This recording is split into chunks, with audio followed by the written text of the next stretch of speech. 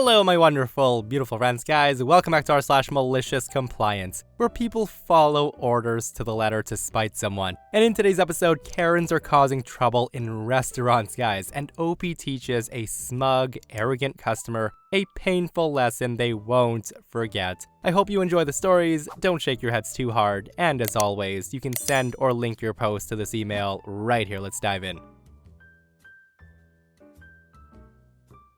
So this is about 3 years ago, when I was working at a Papa John's and was the assistant manager. When we had customers order within the store, we would just take the customer's name so we can call out their order once it's ready, and usually this isn't an issue. Well, one day, this older gentleman walks in who's around 60 to 70 years old, I'd say. The guy waits in line, approaches the counter, places his order, but when I asked this customer for his name, I realized I had opened Pandora's box. The guy yells at me and says, "What do you need my name for?" To which I respond, "It's so when your order is prepared, I can call it out for you, sir." He then says, "You don't need my effing name. You can remember my order and I'll be sitting right there." He then points to a chair. He then turns to customers in line and he says, "Watch out, that effing pizza guy wants your social security number." I tell him, "Sir, if it's an issue, you can just use a fake name."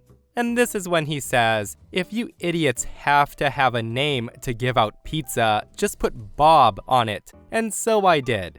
10 minutes later, his pizza's hot and fresh from the oven. I walk to the counter and I yell out to the store, "Pizza for Bob," and the guy doesn't budge. It's at this point I realize that this man's forgotten that he's ordering under an alias and he doesn't know his order's ready. The other customers in the store, however, knew what was happening because they just watched and heard the misery unfold. They turned to Bob, turned back to me, then turned to Bob, and I can see it in their eyes. Even the customers long for that malicious compliance.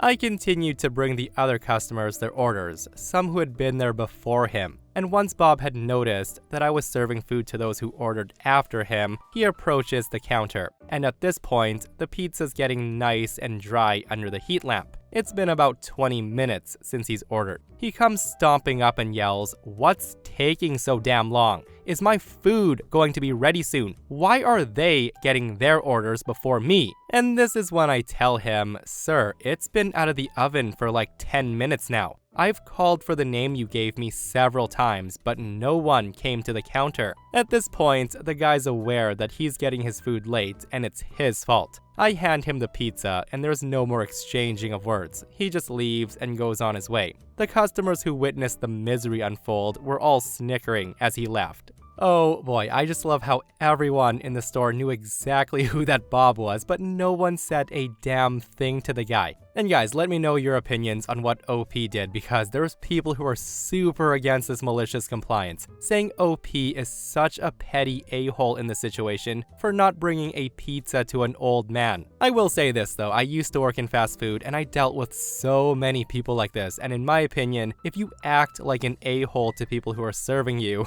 you can wait the extra 20 minutes. Again, let me know your thoughts.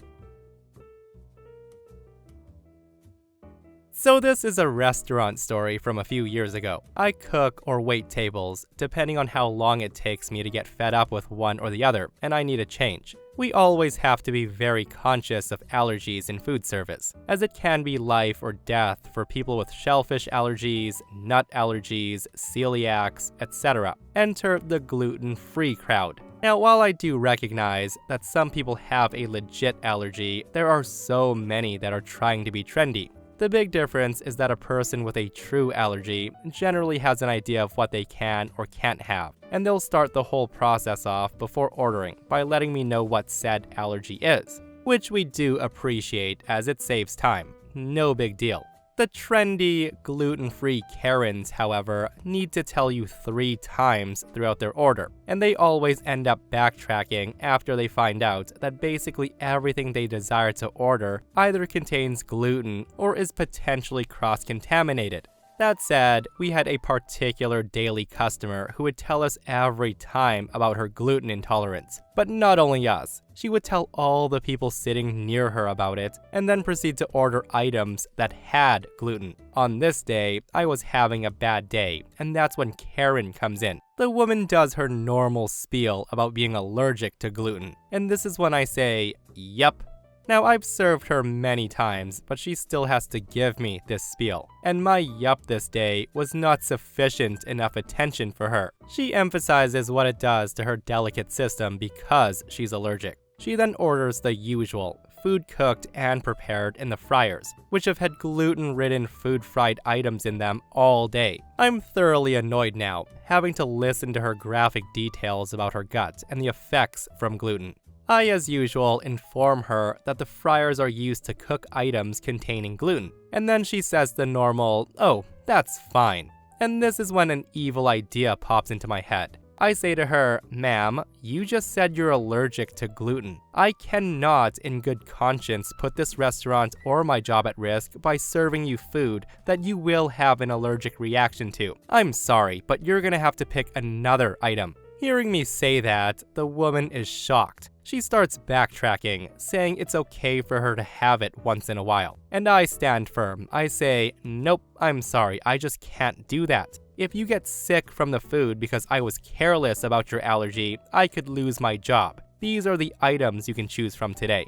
I then give her a list of items that don't contain any gluten. And this is when she calls the manager over and starts yelling. The manager backs me up after hearing the story because the manager was tired of her too. The lady indignantly orders one of the items I listed to save face. Obviously no tip. But I don't care, it was worth it. And the funny thing is, she came back a day later, miraculously cured of her gluten allergy. She then told me that she was able to eat everything on the menu now. I never heard about that gluten intolerance from her ever again. Honestly, I'd say well played, OP, and the fact that she came back the next day and never said a word again about her intolerance just proves how much she did it for attention. And my question is, why? Like, it's people like this Karen who make it harder for people with real food intolerances to be taken seriously. And if you thought that one was satisfying, listen to what OP does to this next person. This happened years ago. I was working at a McDonald's on a highway rest stop as a teenager over the summer. I was making the burgers in the back when a Karen customer comes in and she orders a cheeseburger with extra onions. He made sure to emphasize, "I want extra onions," very loudly, and repeatedly banging his fist on the counter because last time he ordered extra onions, there wasn't enough onions on it. My manager overheard the order as well because the customer was being loud and rude to the cashier. I looked over at my manager and he gave me the nod. He knew what I had in mind and that he would have my back. Cue the malicious compliance. Now, standard cheeseburgers are supposed to have a little sprinkle of this diced onion mix. I proceed to pile on a cup of diced onion on top of the burger. To keep it from spilling off the burger, I alternated a slice of cheese between the half-inch thick layer of onions. So in total, 1.5-inch thick layer of diced onion and cheese ends up on this burger, along with other toppings. I then microwaved it, so the melted cheese fused with the onions to keep it all together as best as possible. I wrapped it up carefully and put it out for the cashier to pick up. Now this thing was as tall as a Big Mac and it weighed 3 times a normal cheeseburger. The cashier picked it up and her eyes grew wide as she hesitantly bagged it. She glanced at the manager as he waved her on and then walked back to the register. The customer then snaps the bag out of her hand and he yells, "This better have extra onions on it or I'll be back and you don't want to know what I'll do if I have to come back." We then watch the guy grab his condiments and napkins and head to the seating area. So the manager stays at the counter waiting for any blowback. It wasn't busy, so we sent a staff member to go stock the napkin station that was near the guy, to see his reaction as he opened up his onion burger. Sure enough, he unwraps the burger and he looks at it confused as onions and cheese spill out the sides. He does a little nod and smirk like this was exactly what he was looking for, and then proceeds to take a huge bite out of it. The guy chews it a couple of times and then his eyes go wide as he realizes his mistake and immediately spits out the burger onto his tray. He sits there sheepishly for a few moments, with an embarrassed look on his face while he inspects the burger more closely, and you can see him ponder his next move while he drinks his soda and munches on his fries. He then tries scraping off some onion onto the wrapper, but the cheese and other toppings are coming off with it, basically leaving a plain hamburger and bun. He then tries unsuccessfully to reassemble the burger with less onion and some other toppings, but it was a big pile of onion, ketchup, mustard, and cheese with a single pickle. He then takes another bite and then throws it down on the tray in disgust. He finishes the fries, tosses out the burger in the trash, and we watch him leave in embarrassment. He doesn't even glance back to the counter on his way out. Okay, I'm just gonna say this, as a person who loves the onions on McDonald's burgers and onions in general, I think I would have enjoyed that burger. That said though, you gotta give that guy points for having a sense of shame enough to leave quietly and not cause a scene. And guys, I am just baffled at the amount of comments from people saying that they've done the same thing to customers while working fast food. This person comments, "I worked at Burger King. They had sliced onions. A customer wanted extra and made it a point to lean around the barrier and tell me, put them on there like you don't own them. I was being kind of silly, and I stacked those onions about 2 inches high on his burger. Nothing else. Even I thought it was a little much and that I shouldn't be mean, and I would have given him another one if he said I overdid it. Well, it turns out you've never seen someone happier eating essentially a sliced onion sandwich with a burger patty garnish." So back in 2014, I was hired to work on a cruise ship. I started off as a lowly restaurant steward, bussing tables and mopping floors in the buffet. After a few months, I was promoted to back waiter, and I was moved to the main dining hall. I quickly caught on to the duties, and my front waiter, who we'll call Bert, took notice of my hard work.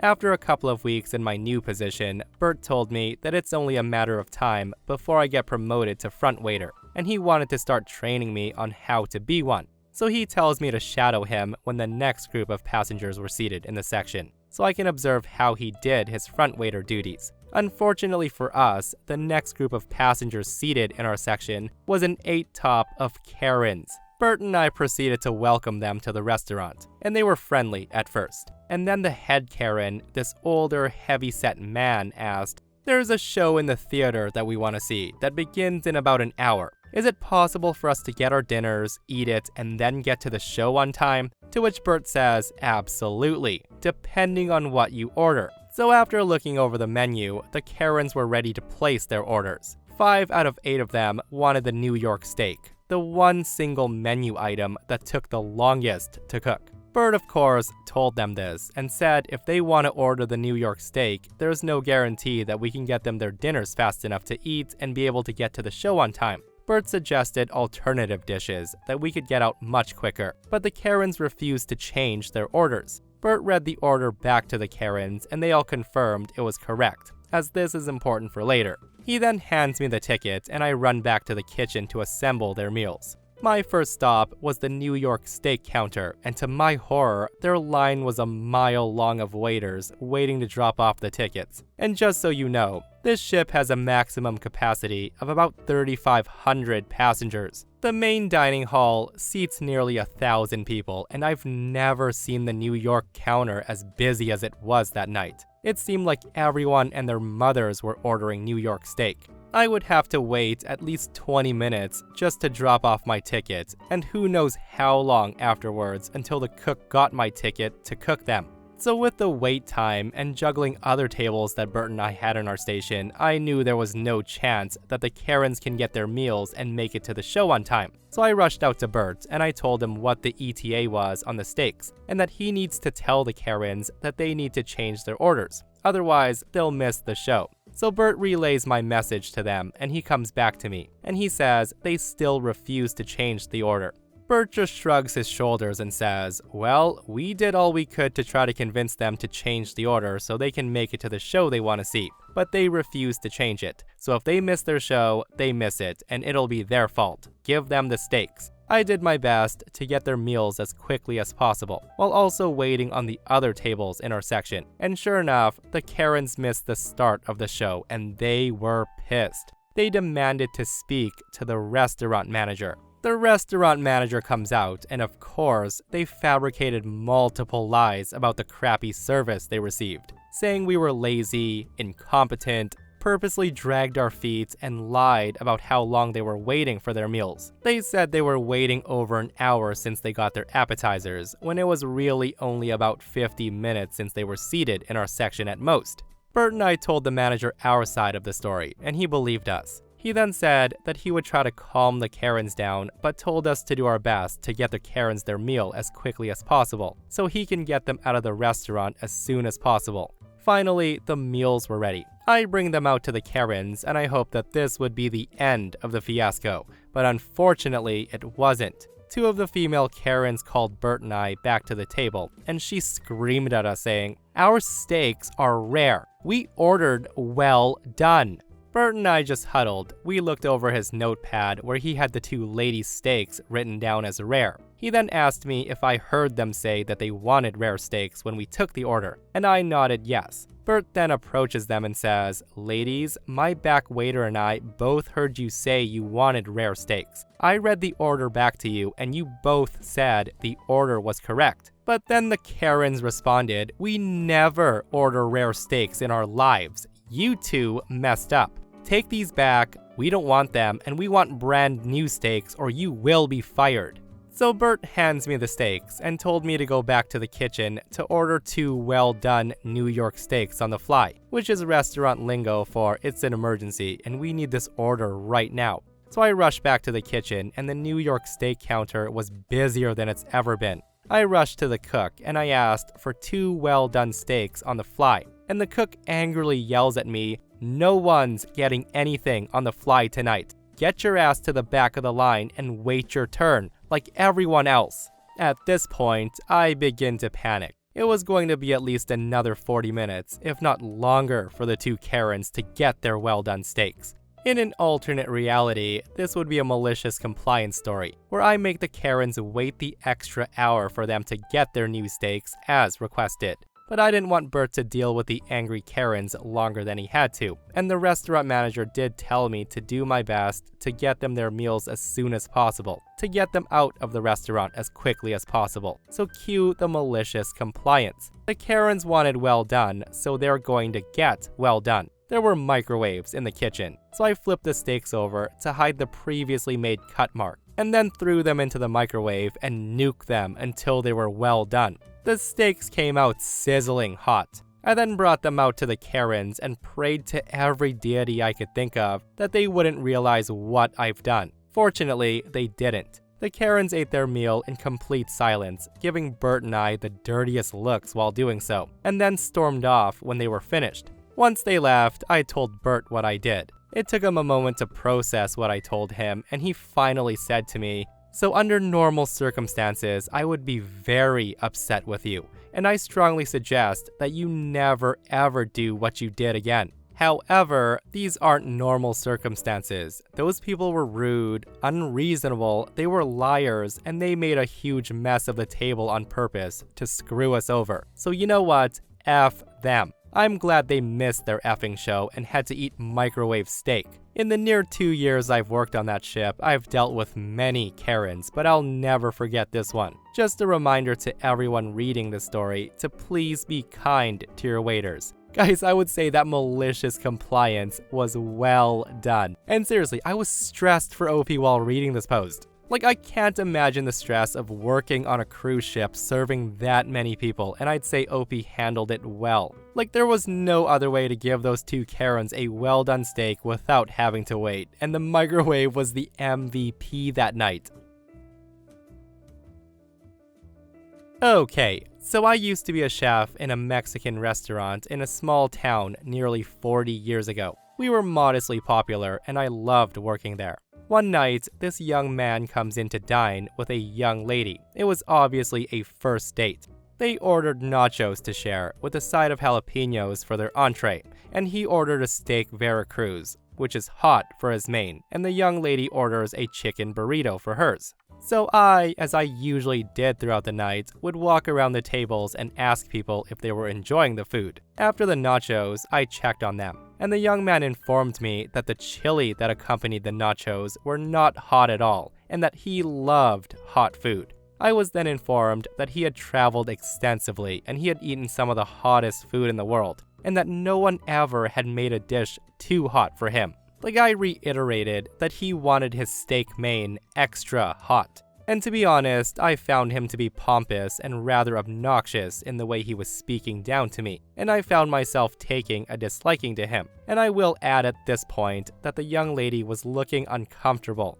and I got the impression that her date was not going as she expected. That said, I head to the kitchen. I made her a lovely chicken burrito while putting together his steak.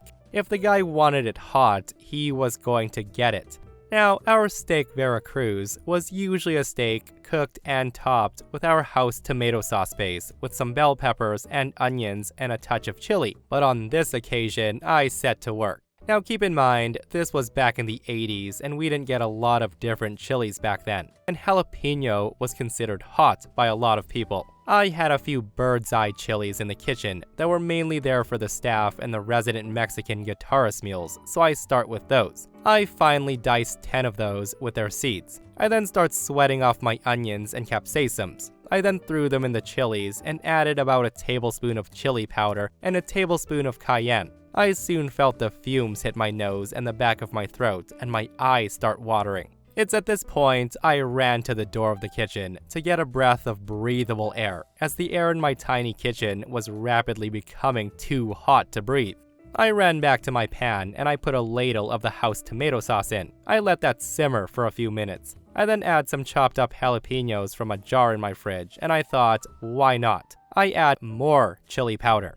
I then put the flash fried steak in to finish it off in the sauce. When it was done cooking, I served it all up on a plate with some rice, served up the chicken burrito, and then hit the bell for the waitress to serve to the table. The waitress came back and she told me that as she placed it in front of him, he said to her, "This had better be hot." She assured him the chef had done as requested. I went to the door of the kitchen, joined by my waitress to watch the show unfold, and unfold it did. I watched as glee as the guy slices into the steak. He takes a piece on his fork, and with a smug look on his face, he puts it in his mouth. He then takes a chew and realizes his mistake. I saw it the moment his face changed, but he was trying so hard not to show it. He couldn't. The guy was on a date, and he bragged so hard, and he had to go through with it. I watched as he ate the steak, and I could see every ounce of pain on the guy's face. He struggled hard. The guy's eyes were watering, and he was sweating profusely from the heat. His date watched him with a slight smile on her lips, and I got the impression that she was thoroughly enjoying his pain. The guy went through several jugs of water. He sweated, he barely spoke, and he looked so uncomfortable. At the end of the meal, I come out of the kitchen and I asked if he enjoyed his meal. His words were, "It could have been hotter." The guy never came back. As for his date, she became a regular and she told us that he was such an insufferable fool and she never saw him again. I have no regrets other than I wish Carolina Reapers had been around then. Oh, I bet Opie had the most satisfying look in their face as they watched that guy suffer while powering through that steak and embarrassing himself. Like, I just don't get why some people have to brag about being able to eat spicy stuff like they're better than others. Like, congratulations. I just hope that guy learned that he should never challenge kitchen staff because they will always win. And this person comments and shares a similar experience, and they say, "This was a few years ago, when my parents still owned a Chinese restaurant. I was working the counter, and a guy comes in and he asked for the spiciest Chinese chicken curry you have. I wrote the order down, stating extra hot chicken curry. And the guy hearing me replies with, no, I want the hottest you can make because Chinese people can't make spicy food worth a damn." The guy said this with a big smirk on his face, and I thought to myself, challenge accepted. I took the order to the kitchen, and I told my dad who was cooking to nuke it with chilies. He added a handful of chilies, but even I could stomach that. This is when I remembered that I had this thing called Blair's Ultra Death Sauce in the back, which is advertised to be 900 times hotter than the average chili. So I ran and grabbed it. I shook the bottle as hard as I could, until I got about 3 tablespoons in and the curry's color changed to dark glowing red. I sent it back out with a cheerful "Enjoy your meal, sir."